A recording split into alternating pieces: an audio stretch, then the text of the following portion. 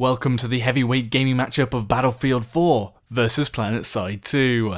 Whilst Planetside 2 may not be that well known to Battlefield players, in my opinion, BF4 is the closest thing to a competitor PS2 has. Whilst I do want to drop the gauntlet and let these games duel to the death like gentlemen of old, I have to say that I enjoy both games a lot.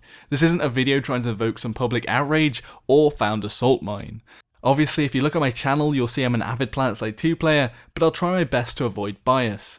Honestly, as a long-time player, its flaws are ever so much more obvious to me. Also, after playing Battlefield 1, I have to say that a lot of the comparisons remain the same, and at its core, it is still Battlefield. So, take your seat around the ring for Battlefield 4 versus Planetside 2.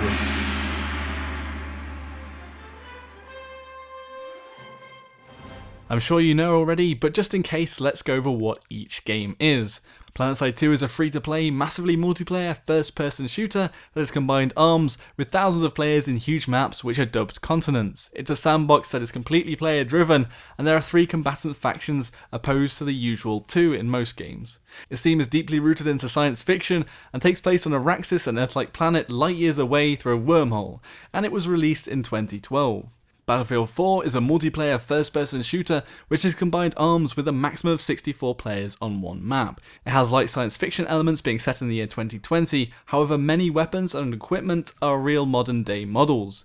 It has several gameplay modes including the renowned Conquest mode with territory hold and player spawn tickets, and there are 3 factions, the US, China and Russia, but only 2 fight on one map. The game is pay to play, however with the release of Battlefield 1 on the doorstep, significant discounts have been pushed. I last saw the base game at £4, however there are 5 DLC which each cost roughly 3 times that. With the basic description out of the way, I'm going to go over the areas where both games can exchange blows, but afterwards I will talk about things unique to each. So, for all the vain folks, how does each game look on the surface? Battlefield 4's good points are its lighting, the intricacy of weapons and building models, general high resolution of textures, excellent ambience created by particle effects like dust in the air of the Siege of Shanghai. The big one though is the use of the Frostbite engine's physics, which allow the map to evolve with collapsing buildings and visually pleasing physics. The player models are good and the camos you can apply in the game are what I would consider classy, not being over the top and slightly fade to the overall models. The bad point is the overpowering glare that can occur from the sun, and during far distance rendering, like looking through a sniper scope, there can be some Z-fighting where textures overlap each other. The textures when focused on with a magnifying glass are not best, but this is minor considering the game is from 2013. Planetside 2 has good lighting which has been enhanced recently, it has good draw distance on the maps, generally pretty particle effects, explosions, sci-fi lifts and shields, and the actual textures aren't too different of quality to Battlefield 4, although I would say Battlefield 4 does slightly edge it. The player models are of a lower quality, but do make sense for saying so many can be on screen at one time. The camos are quite obtrusive, covering the whole models, player and equipment, and there isn't an extensive physics engine and player deaths are based on animations rather than ragdoll physics. However, these two are more of a player preference, some don't like ragdoll physics and others like full camos.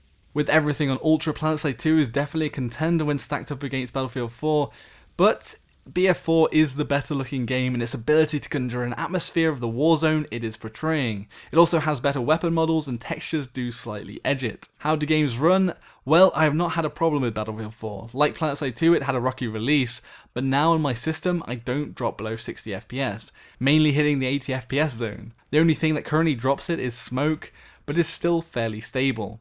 Planetside 2's performance is like a yo-yo on every patch release. Sometimes it's great and sometimes it's rubbish. At the moment it is recovering from a particularly bad patch, but I am mostly stable now. Planetside 2 with hundreds of people in a small space is extremely CPU hungry, and even though it doesn't have mega graphics, it is still quite a drain on most systems. Both games have varying trouble with network performance. On both games I'll often find myself around a corner on my screen to be killed in cover. That being said, there are higher performance Battlefield servers, and Planetside response time seems to be tied to how many people are in one area at a time. It can become quite sloppy in massive fights.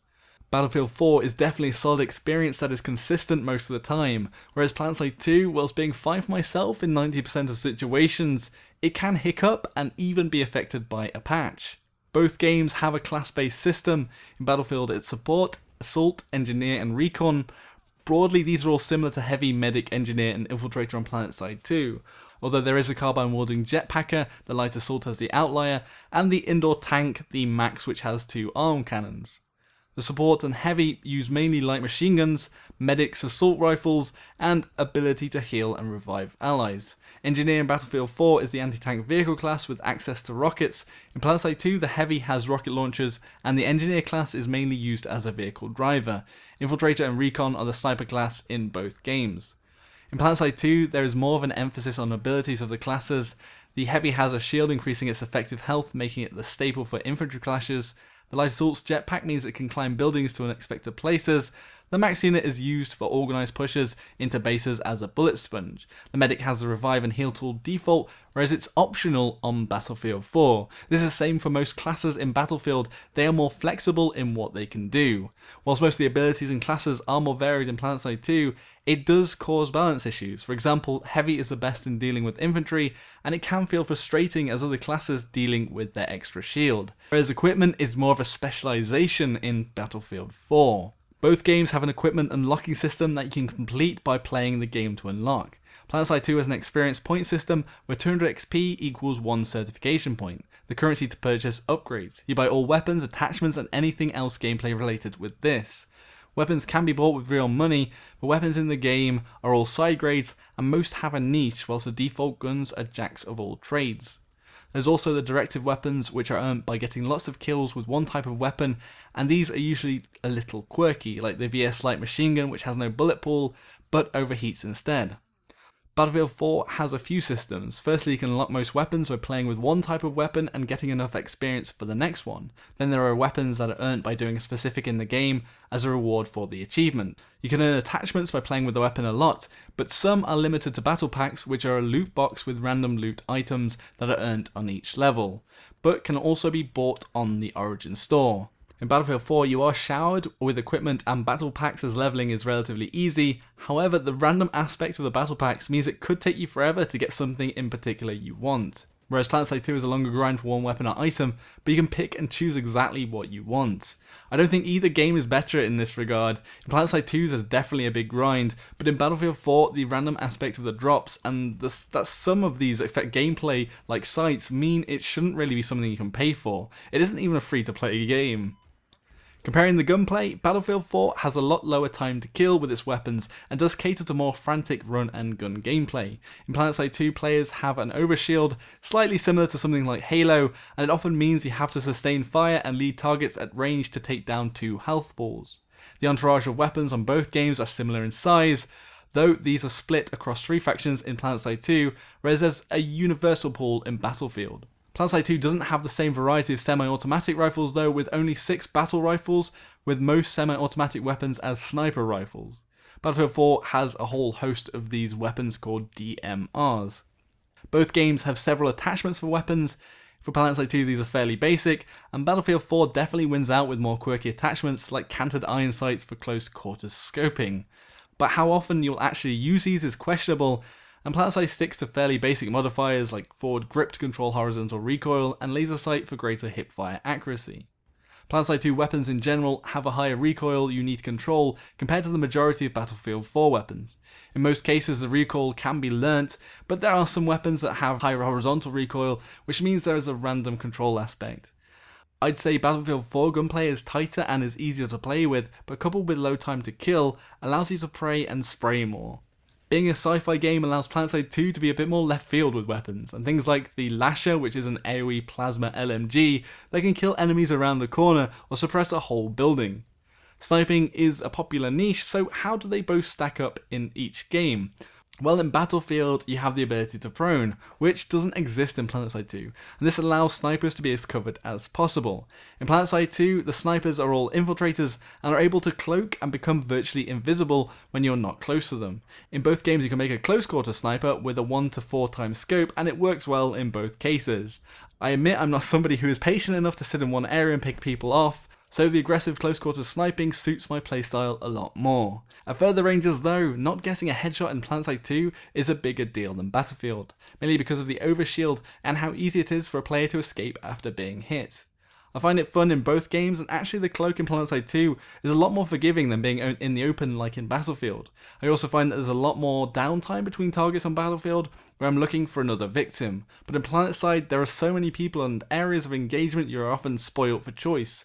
So mechanically Battlefield edges it out, but in practice sniping can often be more fun in Planetside 2. Both games are combined arms and match up pretty well vehicle-wise, so how do the ground vehicles compare then?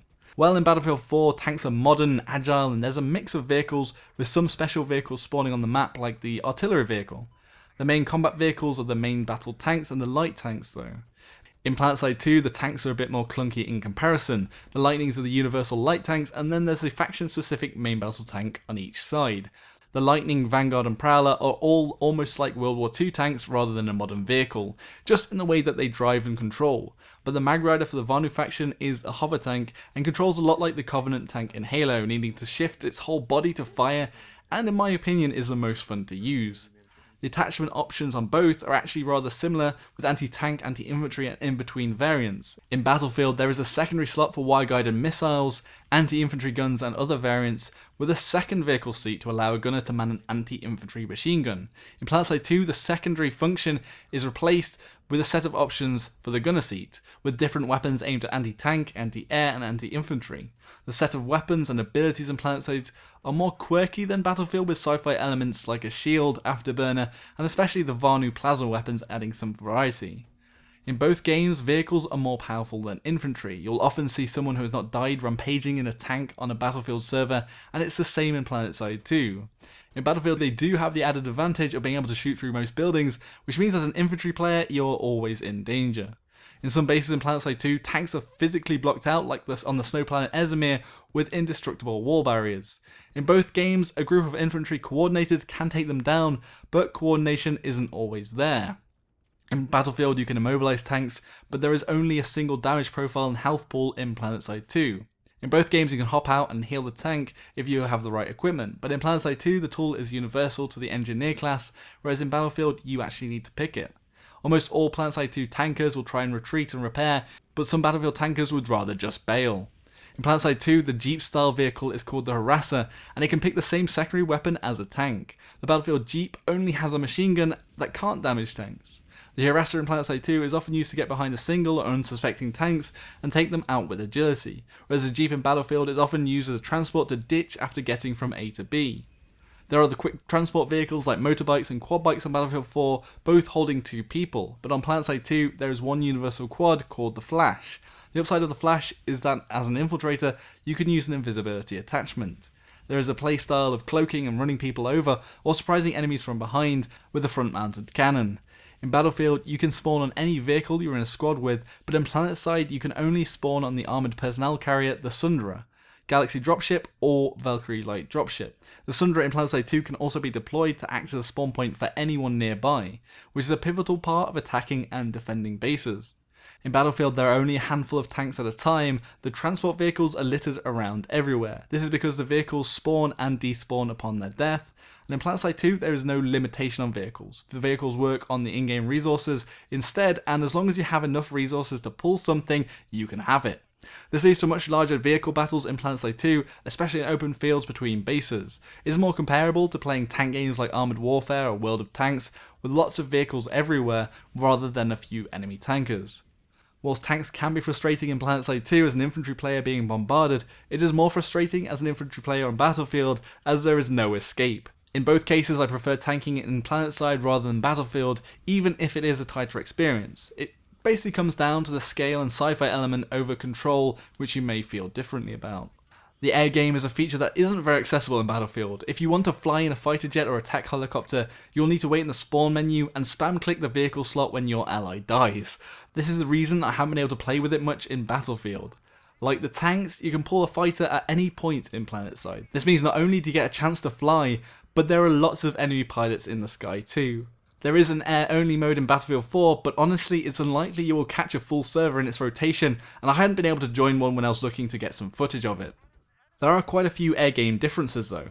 All air vehicles in Planetside 2 control more like VTOLs or chopper rather than a jet, with the ability for fighters to hover backwards and fight facing each other. Battlefield does have a fast jet that controls properly and dogfights normally. In most cases, Planetside 2's air combat is hard to win if you're unable to use this hover maneuver backwards well. So it isn't easy to get into. Not that flying a jet in Battlefield is easy either. The aircraft in both games do match up mostly. The Galaxy in Planetside is a dropship that can hold 12 people, the squad size in Planetside, and a smaller 6-man dropship, the Valkyrie. Whereas the transport helicopter in Battlefield holds a squad of 5. Smaller, but both are mostly used to drop a group of allies over an objective. There are 2 lots of attack helicopters, one that can house somebody underneath on a cannon, which is kind of matched by the Liberator bomber in Planetside 2, which has an underbelly cannon, front gun, and back cannon. Then there are the jets, which are quite like the Empire-specific fighters in Planetside 2, although the Empire-specific fighters double up as anti-infantry hovering vehicles, more like a helicopter if an air-to-ground weapon is equipped in the second gun. Anti-air is a scalable problem for pilots in Planetside 2. The more players at a fight, the more likely you won't be able to approach it due to lots of anti-air, whereas in smaller fights you may be able to dominate everything on the ground as they can't deal with you. A lot of the frustrations that you have being killed by air in Planetside 2 as an infantryman carry over to Battlefield, where you will often be gunned down by an attack copter you didn't see coming, and like the tanks, they can blow apart buildings and get to you inside. The anti-air can be effective if used by yourself, but it seems air is mostly given free rein in a lot of matches. Just because of how hard it is to consistently pull air in a normal match and the amount of enemy pilots, I enjoy flying in Planetside more. Finally, there is naval combat in Battlefield 4 with dynamic water that's waves act as cover, and it's an extremely fun feature. In Planetside, the water has been sucked out of the continents. What is left is ankle deep, mainly because the engine doesn't handle water very well, and the closest thing to naval combat is tanking in the swamps of Hossin. So that's a notch on Battlefield's belt. All in all, the vehicles are fun on both games, but the choice is between depth and control versus scale and accessibility in Planetside. The map design in Battlefield 4 feels good, and there's spacing in between urban areas for tanks to engage. There's natural cover with well-placed rocks and other buildings to dive into. The Levolution, where parts of the maps are destroyed or flooded, make the same areas feel fresh, even in one play session, even though you might visit the same spot several times. The flow of combat is generally good too. The ability to squad on squad mates gives the illusion of more players being in an area at once, even if there are just 10 people or 2 squads there. The locales are also jaw-dropping, from skyscrapers to giant satellite dishes. Planetside 2's map design is inconsistent from continent to continent, who worked on them and the philosophy they followed. Ezmir is a snow continent, and bases are cut off from vehicles with giant walls, and it is in my opinion a bit messy and breaks up the flow of battle. There are some stunning alien locales like alien coral, giant beam shields, purple crystals. However, all of the base buildings are a mesh of cookie-cutter grey sci-fi blocks and feel copy and pasted compared to the handcrafted environment in Battlefield 4. The main base difference between Battlefield and Planetside is the points are captured in seconds rather than minutes. The problem with Planetside 2's base system is that over 150 people could be fighting over a very small base, and everywhere becomes a choke point. This isn't helped by long capture times, which add to the clusterfuck. The design philosophy is that every base is a miniature map in the game to fight over.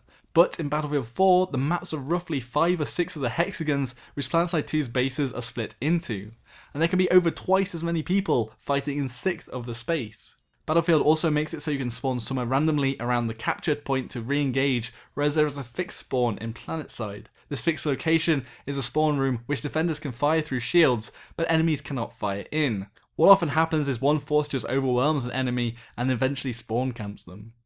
But the fights between the bases and some of the better designed ones, especially on Indar, are a different experience, especially with hundreds of players scurrying between cover as countless tanks exchange fire and pilots whoosh overhead. Battlefield can feel more like an arena shooter rather than a battle simulator at times, and it's just because players are stretched so thinly across the map, but when several squads converge, it can still be a hectic experience. Planetside 2 also has battle lines occurring that move over time as enemies push, and it's very much like being on the front lines. The lines are pushed forward by the Sundra being deployed, or generally 2 points being between bases where cover has been laid. I'd say this happens a lot because of how many players are on each side, and how the collective conscious needs to decide to attack at once to break through, whereas Battlefield often is little skirmishes erupting around the map. Something completely different has been added as player-made bases in Planetside 2. These are completely destructible, and whenever I've fought over them, have had much better flow, because once the core inside is destroyed, the fight is over. There isn't the same stagnation fixed bases often have, but in game these base fights don't occur very often, where two sides put up a good fight, and the developers are working hard to make this worthwhile now. In general, I much prefer the flow of conquest in Battlefield 4, but Planetside 2 in between bases and at some bases has unforgettable moments you just can't get anywhere else. Unlike Battlefield 4, Planetside 2 has a persistent map system where continents can be captured by factions. This is done by holding territory, having player bases with a hive that mines victory points, and winning alerts which are like server-wide events. Once a continent is captured, you gain the bonus of the continent, usually cheaper vehicles, and it's locked to spawn on in the name of your faction. This is the end result of the Planetside 2 game. A lot of people do complain that unlike Battlefield 4 where a match ends and you win or lose, Planetside 2 never truly ends. I feel it's a matter of perspective on this one. Neither game is better, but if stats at the end of the match comfort you, Battlefield may edge victory. Battlefield 4 is also split into the Conquest mode and the more deathmatch or alternative infantry modes like Rush. In Planetside 2, places that are infantry only exist only because of the buildings or topography of the area you fight in.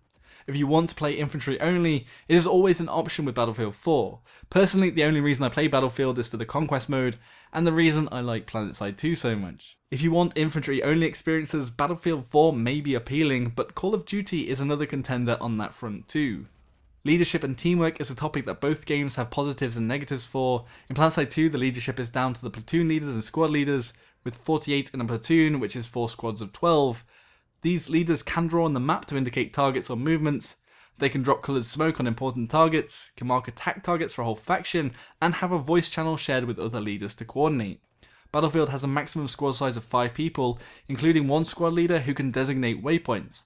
However, there is a commander role. The commander role plays a different mode, where you have an orbital view of the map and you can suggest objectives to squad leaders, sweep for enemy targets, request bombers, supplies, and UAVs. Honestly though, it boils down to spam clicking buttons and waiting for cooldowns. It feels like a cheap mobile game. It's a neat feature, it just isn't executed perfectly. In Battlefield, I don't think I've come across a truly organised squad. Often players simply use them as a moving spawn point, as each squad mate is spawnable out of combat. In Planetside there's a mixed bag. Some public squads and platoons will give voice orders, will ask you to pull a certain vehicle or loadout, and there are others which stay silent and may only place the occasional waypoint.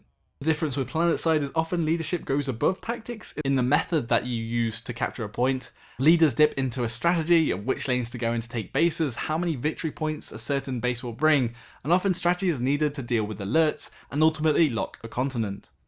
Strategy has also been enhanced by the player-based construction system implemented recently in the game.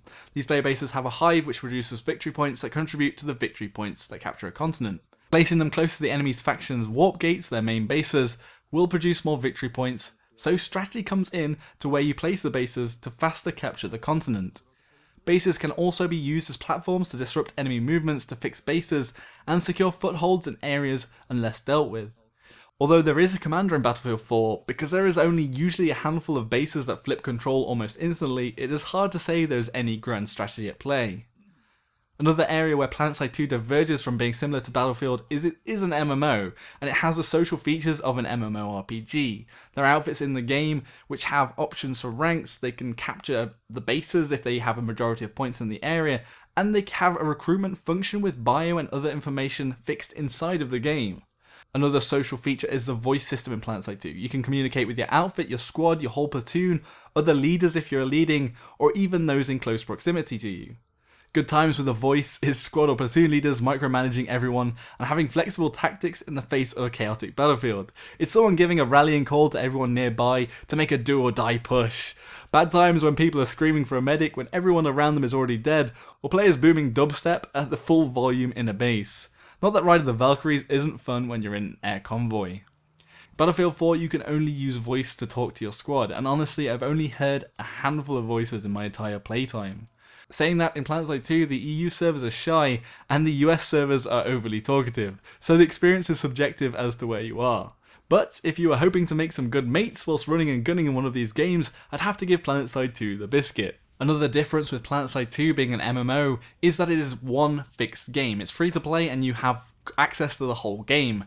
whereas Battlefield 4 is split up into DLC packs that you have to buy.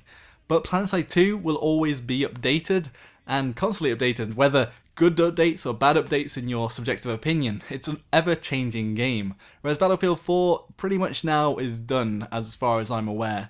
And if you want to change the game, then you have to buy access to the extra features. And the game doesn't fundamentally change in this time, whereas Planetside 2 has fundamentally changed only in the past few months with the whole player construction system that did change up the game for quite a while and does change how the capture system works.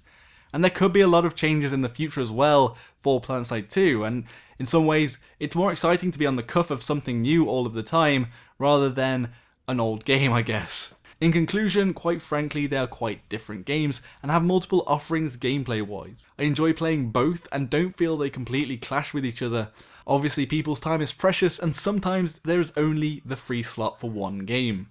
Well, picking Battlefield 4 or even really Battlefield 1 against Planetside 2 still rests on the same conclusions. If you want the best looking, most tight gunplay and best running game, then Battlefield 4 might be for you. If you want to lose yourself in the scale of battle, you want to play vehicles all of the time, or you want to make some chums whilst playing, Planetside 2 might be the game of choice. I know this video has been a long time coming and I'm sorry for the wait. Was it worth it? Does everyone feel I've been fair on both games? Has anyone changed their thoughts towards either game? Or do you think I've just got everything wrong? Be sure to let me know in the comments section below. If you enjoyed the content and want to see more Planetside 2 and Battlefield shenanigans in the future, be sure to subscribe. If you thought the video covered all Battleside, give it a like. If you thought it got lost in Planetfield, give it a dislike. Thank you all very much for watching. Until next time, Joshino.